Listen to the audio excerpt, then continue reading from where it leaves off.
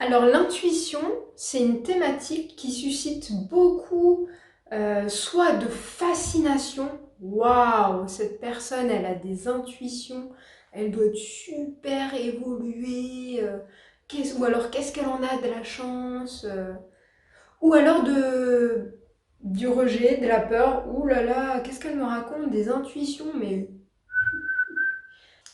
Donc on va faire le clair sur ce qu'est une intuition et ce qu'est la capacité intuitive.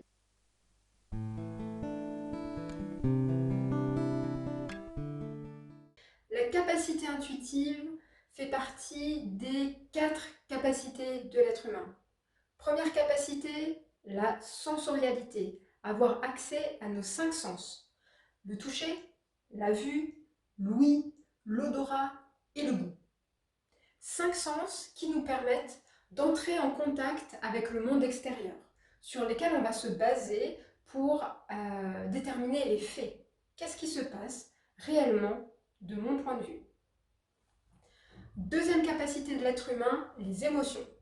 Les émotions, elles sont très souvent mal comprises et si on veut aller au fond des émotions, on voit que les émotions sont une alarme très importante pour dire qu'il y a un bug au niveau de notre psyché.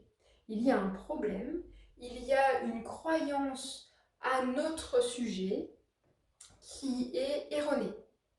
Les émotions sont là pour parler de nous-mêmes, pas du monde extérieur comme les 5 sens, mais de ce qui se passe dans notre monde intérieur.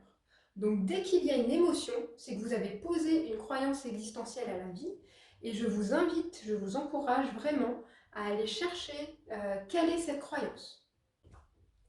Troisième capacité de l'être humain, c'est la capacité mentale. Le mental, ça va être toutes nos pensées. Dans ces capacités mentales, on retrouve une fonction de rationalisation, de mettre les éléments dans un ordre logique, et certaines personnes vont se baser uniquement sur cette capacité-là.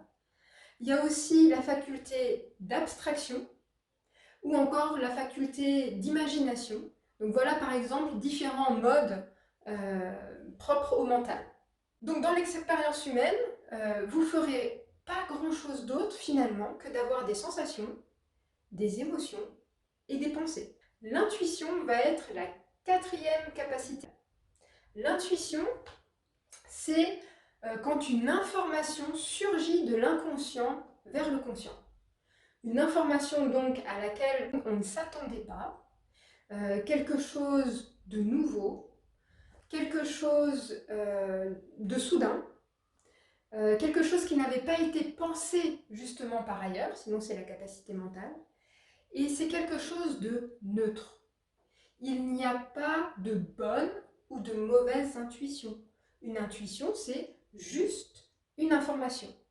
Ce qui va nous dire qu'une intuition est bonne ou mauvaise, c'est le mental. C'est lui qui va juger, classer, comparer, dire ce qui lui va, ce qui ne lui va pas. Donc une intuition est un outil de connaissance. Ça donne une information. Tout comme un thermomètre va vous dire il fait 12 degrés dehors. 12 degrés, c'est ni bon ni mauvais, c'est 12 degrés. Après, suivant si c'est en été ou en hiver, vous allez dire oh là là, il fait froid, ou alors voilà, on est en plein hiver, il fait super chaud, 12 degrés, oh là là, c'est réchauffement climatique. Donc, l'intuition, c'est juste ça, juste une information neutre. Comment se manifeste l'intuition? L'intuition, c'est une capacité que nous avons tous. Elle est accessible par tout le monde. Elle fait partie de nos capacités, comme je l'ai dit tout à l'heure, tout simplement basiques humaines. L'intuition se présente pour chaque être humain de manière différente. Il y a globalement 5 façons de l'apercevoir, plus une, dans le prolongement à chaque fois de nos 5 sens. Donc certaines personnes vont avoir de la clairvision, c'est-à-dire qu'elles vont percevoir des images avec des intensités très différentes suivant les personnes. Ça peut être des images assez floues comme dans un rêve, ou pour certaines personnes ça peut être très réaliste, ce qu'elles voient, et comme moi je vois la plante ou autre chose. Certaines personnes vont avoir de la claire audition, elles vont entendre des choses, des musiques, des sons, des messages. Pour certaines personnes, ça va être plus de la clairolfaction. Donc j'ai une cliente qui sent des odeurs très légères, très fleuries après une séance avec moi quand elle a eu des grandes libérations ou des prises de conscience importantes. Et certaines personnes, ça va être de la claire gustation. Elles vont sentir des goûts différents. D'autres personnes, ça va se passer dans le corps. Donc elles vont ressentir de la chaleur, elles vont ressentir des resserrements, elles vont ressentir des courants, elles peuvent ressentir des douleurs aussi. Donc tout ça, c'est vraiment propre à chaque personne. Il peut y avoir aussi un mélange de ces différentes formes d'intuition. La perception supplémentaire, c'est la claire connaissance. C'est-à-dire qu'on ne sait pas d'où ça vient, mais on a l'information. On sait que c'est ça, tout simplement. Il n'y a pas eu d'autres sens qui ont été sollicités, c'est simplement l'information est présente. On sait. C'est comme ça. Donc moi, personnellement, c'est plus clairvoyance et claire connaissance. Une question qui est super importante, c'est de savoir, mais quand j'ai une information comme ça qui arrive, parce que l'intuition, c'est une information, une connaissance qui jaillit, encore une fois, comment savoir si c'est pas mon imagination? Bah, tout simplement en sachant déjà c'est quoi l'imagination. L'imagination, c'est une capacité mentale. Donc ça part bien du mental. C'est une capacité au départ imagination, à créer des images. Donc ça n'a rien à voir avec l'intuition. Quand on crée des images, il y a tout un processus de création mentale, d'agencement d'images ensemble. C'est une capacité mentale, l'imagination, qui est très importante, qui nous permet par exemple, pour les artistes, d'écrire des poèmes, de créer des chorégraphies, de composer des musiques, d'écrire des livres. C'est une capacité aussi qui permet de trouver de nouvelles solutions à certains problèmes, par exemple. Mais ça n'a rien à voir avec l'intuition. Alors bien sûr, les deux peuvent s'entremêler. Certains artistes vont avoir une intuition qui arrive et à partir de cette intuition, vont imaginer quelque chose. Donc il faut bien différencier le jaillissement, le surgissement d'une information inconsciente qui tout d'un coup arrive dans la conscience à un processus créatif qui vient du mental. Les deux sont utiles, simplement faire la différence entre les deux. Savoir les différencier permet tout simplement de savoir, là c'était une intuition ou mon mental. Un autre moyen de distinguer l'imagination, c'est que l'imagination, c'est pas une expérience. Quand on a une intuition, c'est pas une expérience non plus. Pourtant, on en fait l'expérience. Eh ouais, eh ouais. L'imagination va être une perception avec les sens subtils, avec les clairs sens. L'imagination est un processus mental. Pour distinguer les deux, vous pouvez tout simplement noter.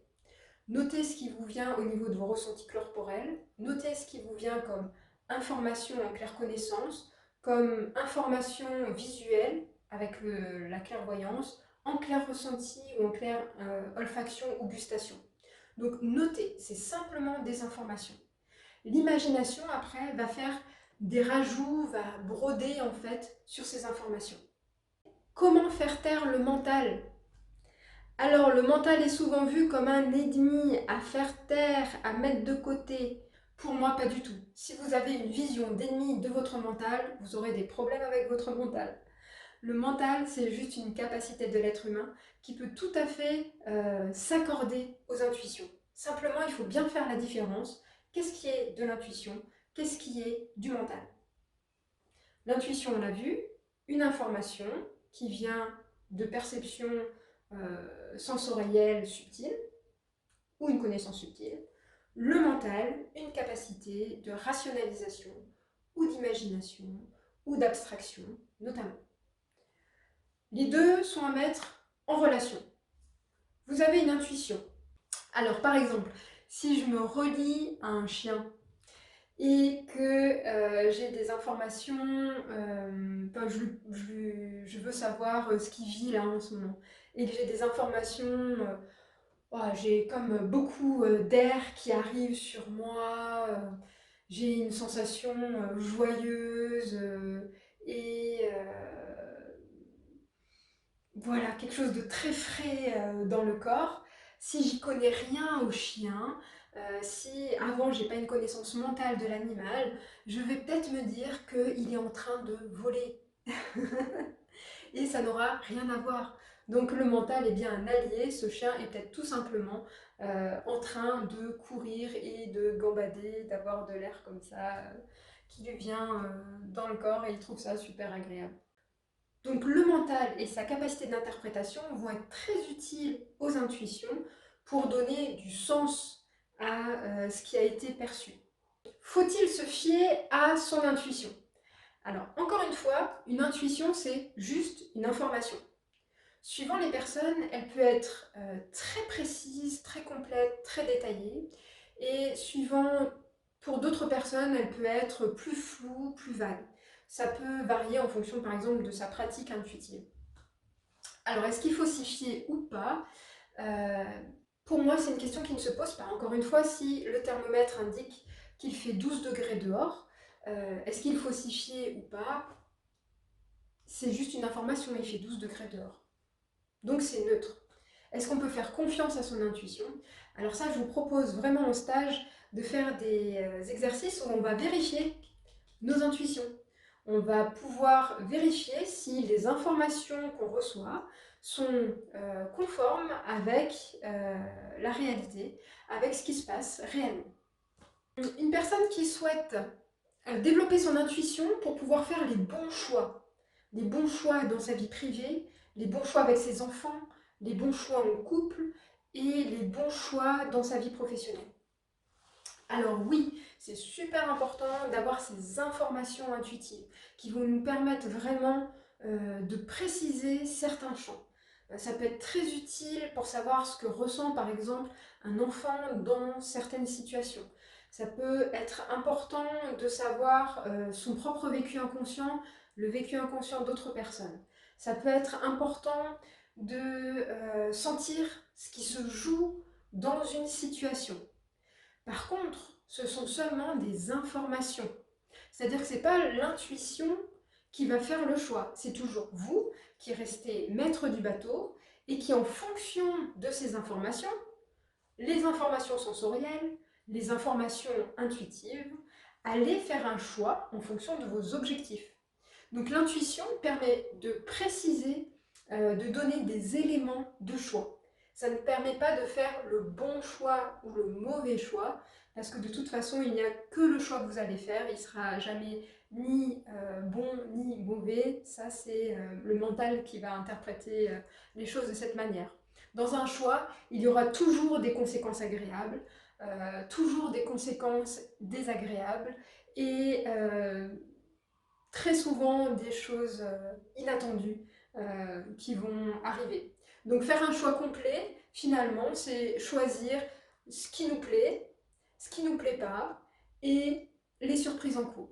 Si on choisit que ce qui nous plaît, qu'on ait une information intuitive ou pas, ça s'appelle de l'illusion. Quelle est la différence entre instinct et intuition? Alors l'instinct, c'est une partie qui va nous servir à la survie. C'est une partie qui est directement dans l'action, contrairement à l'intuition qui est une information. Donc l'instinct qui est dans l'action va servir tout ce qui est reproduction, tout ce qui est se mettre à l'abri, tout ce qui est chercher et trouver de la nourriture et de la boisson. Ça va être aussi ce qui va gérer quand on est en face d'un danger. Est-ce qu'on va fuir? Est-ce qu'on va rester pétrifié? Est-ce qu'on va passer à l'attaque? Donc tout ça, ce sont des capacités instinctives, des capacités d'action qui arrivent avant toute réflexion. Donc souvent on dit qu'elles sont gérées par le cerveau reptilien. L'intuition, c'est une information. Il n'y a pas d'action à partir de l'intuition.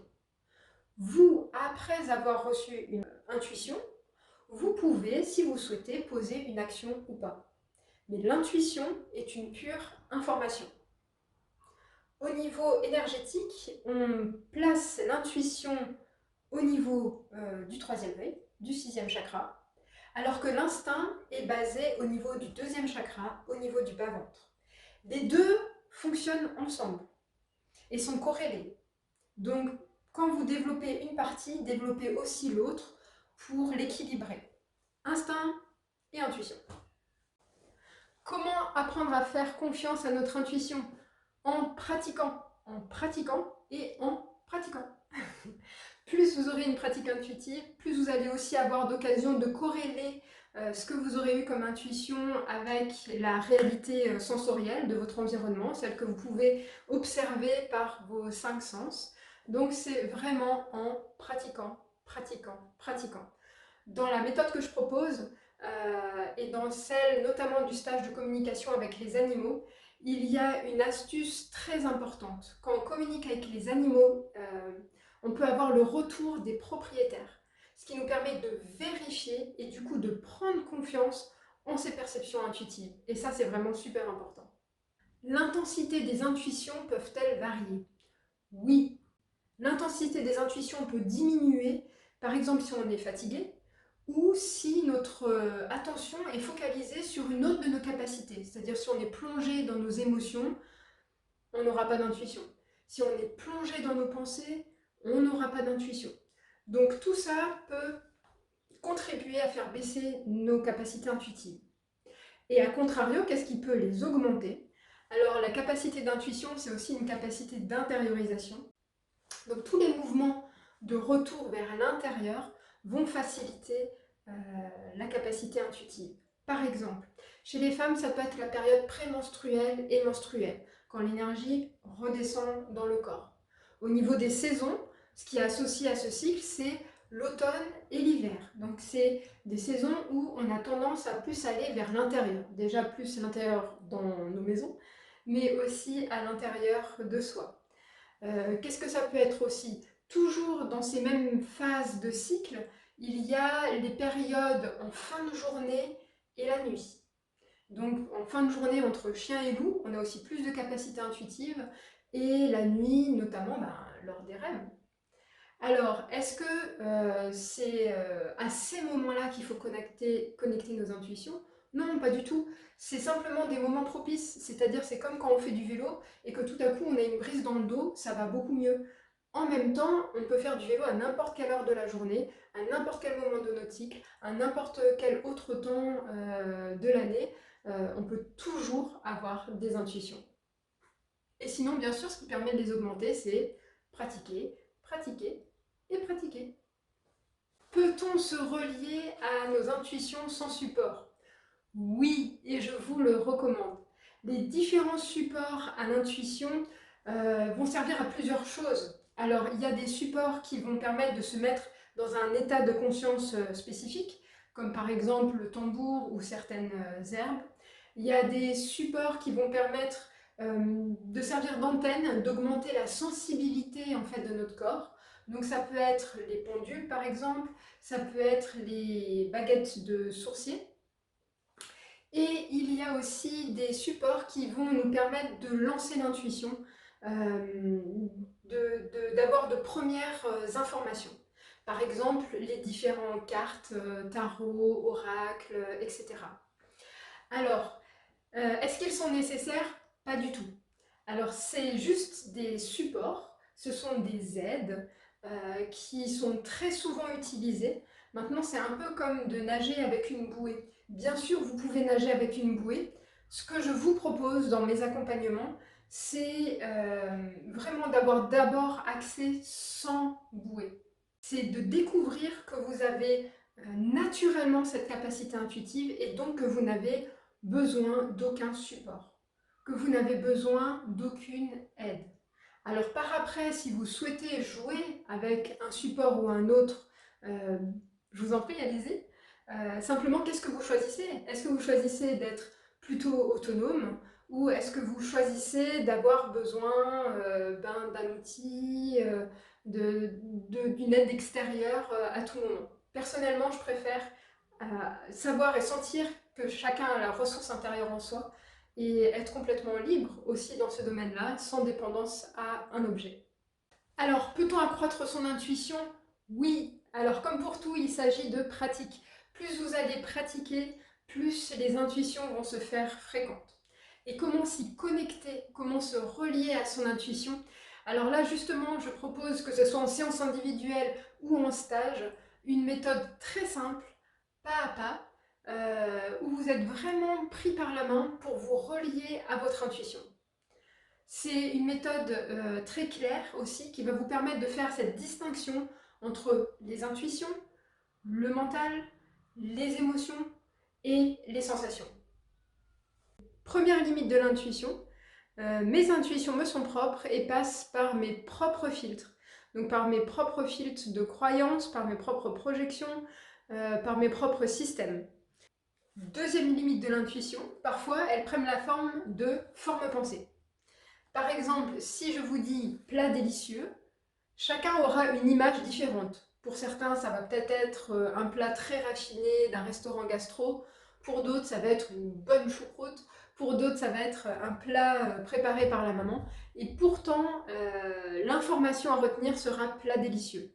Donc, suivant les personnes, la manière de se manifester de l'intuition va être différente. Et donc, il ne faudra pas forcément la prendre au premier degré.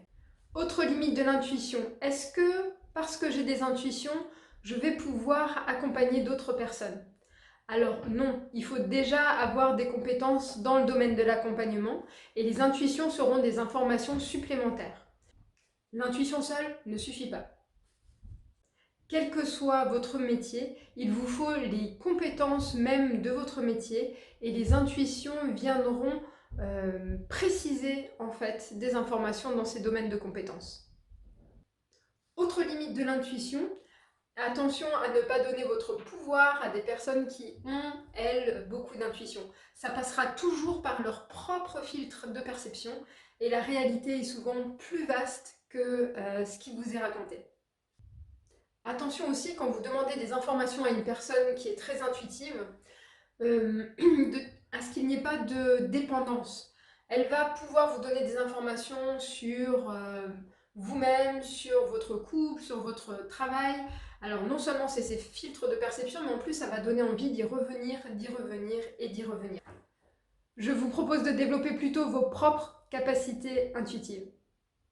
Alors si vous pensez que quelqu'un qui a des intuitions est plus évolué, ou que vous-même, si vous avez des intuitions, vous êtes plus évolué, c'est simplement l'ego qui est plus évolué.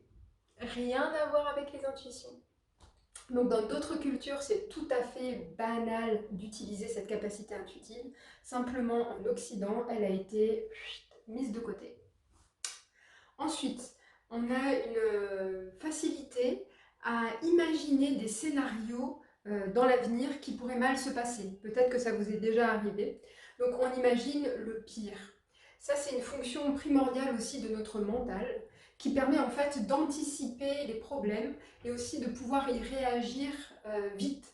C'est une capacité qu'on a depuis la préhistoire et qui parfois peut nous jouer des tours. Donc si vous imaginez des scénarios catastrophes, ça ne veut pas dire qu'ils vont arriver. Utilisez peut-être votre imagination d'une autre manière, imaginez comment ça pourrait se passer vraiment super bien. Et pour terminer, un exercice pour développer notre intuition. Alors vous allez vous prendre un temps défini, par exemple une demi-heure où vous n'avez rien d'autre à faire. Une demi-heure pour la folie, une demi-heure pour dire à votre mental, à vos pensées, là on va faire un truc vraiment irraisonnable, on va faire quelque chose de fou, on va faire quelque chose juste qui passe par la tête. Et vous pouvez par exemple prendre une feuille de dessin et mettre des couleurs dessus. Surtout ne cherchez pas de sens à ça. Vous pouvez aussi danser, laissez-vous danser. Attention, sans musique, sinon vous allez canaliser l'énergie de la musique. Donc mettez-vous à danser comme vous en avez envie, à bouger comme vous en avez envie. Dites des choses, dites ce que vous voulez, même si ça n'a aucun sens. Surtout peut-être si ça n'a aucun sens. Et voilà, laissez la folie vous traverser, laissez les choses sans raisonnement, sans logique venir à vous. Et dans un premier temps, ne les interprétez pas. Laissez simplement la vie vous traverser.